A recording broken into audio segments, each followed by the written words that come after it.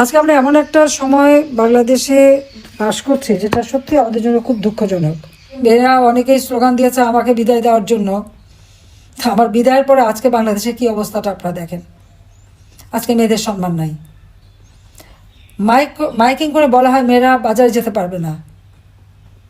মেয়েরা কীভাবে কাপড় চোপড় পরবে সেটাও যেন একটা নির্দেশনা দিয়ে দেওয়া হয়, এবং মেয়েদেরকে ঘর থেকে যেন বের হতে না পারি। আর অনবরত এখন তো ধর্ষণ যেন একটা মহা উৎসবে পরিণত হয়েছে। যখন আওয়ামী লীগ ক্ষমতায় ছিল এরকম ইপটিজিং বা ধর্ষণ যেটা যখন হলো তখন সঙ্গে সঙ্গে আমি আইন করে দিয়েছিলাম।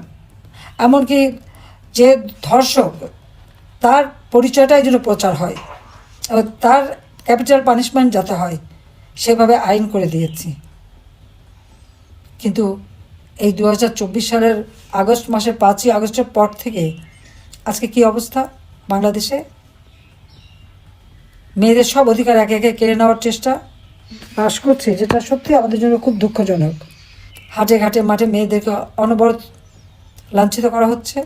ক্ষমতা এসেছে একজন সুদখোর জঙ্গি নেতা ইউনূস, তার আমলে তো কেউ আন্দোলন করতেই পারছে না।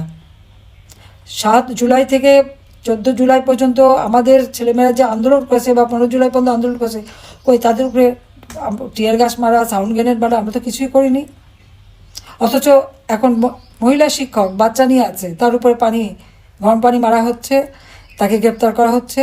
মেয়েদের কাপড় চোপড় ছেড়ে স্বাধীনতা নষ্ট করা হচ্ছে, ওড়না টেনে নিয়ে যাওয়া হচ্ছে। এই ধরনের অনাচার কিন্তু চলছে। মাদ্রাসার শিক্ষকরা আন্দোলন করেছে, তাদের উপরে হামলা, 2 জন মারা গেছে, সেটা লাশ গুম করে ফেলা হয়েছে। গার্মেন্টসের মহিলা শ্রমিকরা আন্দোলন করতে গেছে, সেখানেও তাদেরকে হত্যা করা হয়েছে ও তাদের উপরে চড়া হয়েছে। একর সাথে সাথে তাদের উপরে নির্যাতন। ছাত্ররা আন্দোলন করে, সেখানেও নির্যাতন। আজকে আমাকে কেউ স্বৈরাচার বলে, তাহলে আপনার বিচার করে দেখেন তো স্বৈরাচারটা কে? আমি তো সহনশীলতা দেখিয়েছি, আন্দোলন করেছে, সংগ্রাম করেছে, আমরা সহনশীলতা দেখেছি, আলোচনা করেছি, ছাত্রদের সব দাবি মেনে নিয়েছি। দাবি মানার পরেও তাদের এক দফা। অর্থাৎ আমি আর রেহানা 15 আগস্ট তো আমরা 2 গুণ বেঁচে গিয়েছিলাম, কাজে আমাদের হত্যা না করা পর্যন্ত মনে হয় তাদের শান্তি ছিল না। কিন্তু রাখে আল্লাহ মারে কে, এটাই তো আমার জীবনে বাস্তবতা। গ্রেনেড হামলা, গুলি, বোমা, অনেক কিছুই তো বাংলাদেশের মাটিতে ফিরে আসার পর থেকে, সেই 81 সালে আসার পর থেকেই তো আমাকে এর মুখোমুখি হতে হয়েছে। জানি না, আল্লাহ রাব্বুল আলামিন বারবার বাঁচিয়ে দিয়েছেন, তথা বাংলাদেশের মানুষের জন্য কিছু ভালো কাজ করার জন্যই তিনি এবারেও আমাদেরকে রক্ষা করলেন। কিন্তু আমি যেখানেই থাকি, যত দূরেই থাকি, আমার মনটা বাংলাদেশেই আছে। আর আমাদের নারী সমাজ আজকে যেভাবে নির্যাতিত নিগৃহীত হচ্ছে, আমি তার নিন্দা জানাই। এবং এই ডক্টর ইউনূস এ তো রাষ্ট্র চালাতে সম্পূর্ণ ব্যর্থ, রাষ্ট্র পরিচালনা ব্যর্থ। তিনি নারীর ক্ষমতায়নের কথা খুবই বলেন, দারিদ্র্য বিমোচনের কথা বলেন, কিন্তু কতটুকু দারিদ্র্য বিমোচন করতে পেরেছে? আজকে বাংলাদেশে যে দারিদ্র্য বিমোচন হয়েছে, সেই 41 ভাগ থেকে 18 ভাগে নামিয়ে আনা, সেটা কে এনেছে? আওয়ামী লীগ সরকার ক্ষমতা আসার পর এই দারিদ্র্য বিমোচন হয়েছে। হত দরিদ্রের সংখ্যা ছিল 25.1 ভাগ, আমরা তা 5.6 ভাগে নামিয়ে নিয়েছিলাম। এবং আমার লক্ষ্য ছিল যে বাংলাদেশের একটি মানুষও ভূমিহীন গৃহহীন থাকবে না। আমি যে আশ্রয়ণ প্রকল্পে ঘর বাড়ি তৈরি করে দিচ্ছি, সে 96 সাল থেকেই পর্যন্ত যাদের দিচ্ছি, সব জায়গায় আপনারা দেখবেন নারী পুরুষের ওই ঘরে 2 কাঠা করে জমি এবং ঘর, সেখানে কিন্তু নারী পুরুষের সমান অধিকার দিয়ে দিয়েছি। এবং যদি কোনো সময় বৈবাহিক জীবনে কোনো সমস্যা দেখা দেয়, তাহলে ওই বাড়ির মালিক কিন্তু ওই নারীরাই হবে, আমি সেটাও নিশ্চিত করে দিয়েছি।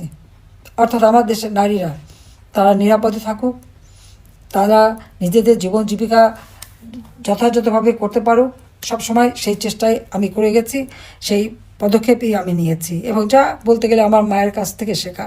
একটা সমাজের 2টি অঙ্গ নারী পুরুষ সমানভাবে যদি এগিয়ে না যায়, তাহলে সে দেশ কখনো উন্নত হতে পারে না।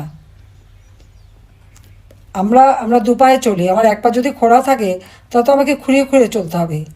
আর সমাজেও সেই অবস্থাটা। কাজে সেদিকে লক্ষ্য রেখে শিক্ষা দীক্ষা কর্মক্ষেত্রে সব জায়গায় যেন আমাদের নারীদের সমানভাবে তারা এগিয়ে যেতে পারে, তাদের সেই স্বাধীনতা যেন থাকে, সে ব্যবস্থাটাই আমরা করেছি। কমিউনিটি ক্লিনিকে সেখানে কিন্তু সবথেকে বেশি মেয়েরা চাকরি পায়। এখন দেখলাম তাদের বেতন ভাতা সব বন্ধ করে দিয়েছে। কেন বন্ধ করবে?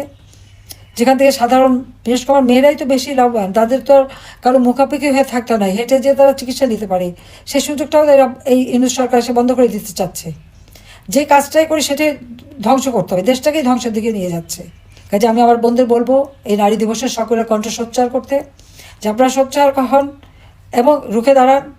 এই অন্যায় অবিচারের হাত থেকে দেশকে মুক্ত করতে হবে, যা থেকে মুক্ত করতে হবে। যে লোকটা শুধু ক্ষুদ্র ঋণ দিয়ে মোটা অঙ্কের সুদ খেতে জানে, মেয়েরা কাজ করবে আর সেই টাকাটা সে সুদ হিসেবে কেড়ে নেবে, আর সেই সুদের টাকা দিয়ে তার বিলাসিতা, দেশে বিদেশে সম্পদ, পৃথিবীর এমন কোনো দেশ নেই যেখানে তার সম্পদ না আছে। আর শুধু দেশে তার সম্পদের অগাধ সম্পদ, আর দরিদ্রই থেকে যায়। আর এদের কাজটা কি, এরা দারিদ্র্যকে লালন পালন করে, কারণ দারিদ্র্য না থাকলে তাদের ক্ষুদ্র ঋণের ব্যবসা চলবে না, মোটা অঙ্কের সুদ খেতে পারবে না। আর আমার প্রচেষ্টা ছিল আমার দেশের মানুষ এবং মা বোনেরা মুখাপেক্ষি হবে না, নিজেরা কাজ করবে, নিজেরা উপার্জন করবে, নিজের জীবন মান উন্নত করবে, এবং সেভাবে কিন্তু দেশটা উন্নত আমরা করেছিলাম।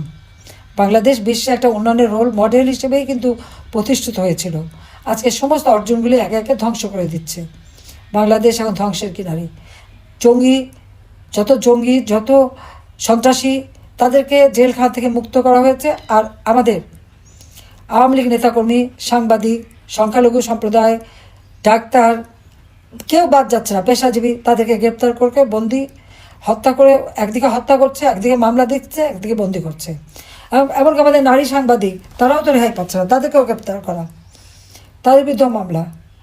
চাকরি হচ্ছে যেখানেই আমাদের সরকারি বা স্বায়ত্তশাসিত প্রত্যেক প্রতিষ্ঠান থেকে, এবং পুলিশ বাহিনী, এমনকি সেনাবাহিনীর অবসরপ্রাপ্ত অফিসার হোক, কাজে হোক, প্রত্যেকে চরমভাবে অপমান করা হচ্ছে।